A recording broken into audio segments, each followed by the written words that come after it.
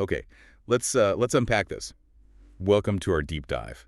Today, our source material is a bit different. It's not an article, but a specific list of search terms we were given.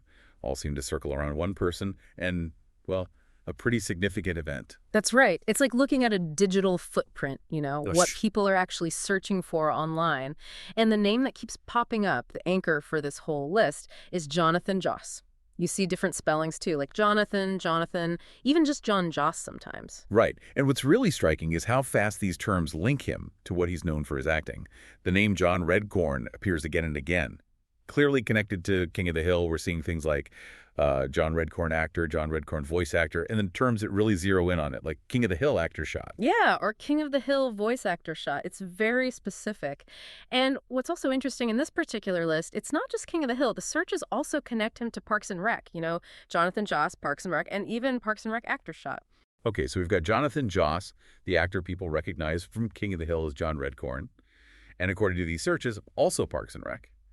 And then, boom, the terms bring in this major event. You see San Antonio, then San Antonio shooting, and San Antonio shooting inquiry. Mm-hmm. And this is where you see the pattern in the searches become really quite telling. Just the fact that terms like King of the Hill actor shot, Parks and Rec actor shot, even TV actor shot dead, the way they appear right alongside San Antonio shooting, it makes it pretty clear what people are thinking, or at least what connection they're probing. Exactly. It shows this immediate public association being made through search. Jonathan Joss, his roles, and the specific inquiry into a shooting in San Antonio. And it's framed very specifically around whether an actor was shot or, well, worse. It really highlights how quickly public interest can latch onto a known name when it gets linked, even potentially loosely, to some kind of negative news. And it doesn't stop there, does it? This list we have, it includes other names, too. That's right.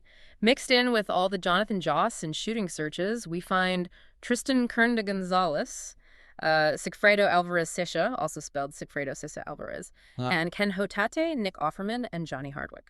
So those names are just there in the same batch of search terms. And there are other types of searches, too, like Jonathan Joss net worth, kind of separate from the main event. Yeah, it's a mix. But what's fascinating, just looking at this specific collection of terms, is what it immediately signals. It sets up, here's a public figure, here's his work, and boom, here's a potential connection to a serious event in a specific city. It shows you what information people grab for first, what connections they instantly try to make online. Right.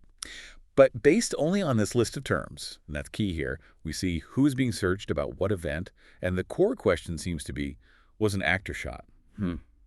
But the specifics, like what actually happened in that shooting, or how all those other names, Tristan Kern Gonzalez, Sigfredo Alvarez, Ken Hote, Nick Offerman, Johnny Hardwick, how they fit in relation to Joss or the event. Well, this list of search terms doesn't tell us that directly. No, it doesn't give the full picture. It's more like it's evidence of the questions being asked, the lines being drawn by people searching online. It's like seeing the hypothesis people are testing in real time through their search queries. Yeah, it's a strong reminder, isn't it? How just a handful of keywords can sketch out this whole network of association and public curiosity. Even if the search data itself, it only gives you clues, not the complete story. Exactly. The breadcrumbs, like you said earlier. So that was our deep dive into what a specific set of search terms can tell us and what it can't tell us about a public figure, their work, and a significant event they're being linked to online. It really makes you think about how fast those connections form and how people try to piece things together using search, even while the full context might still be developing.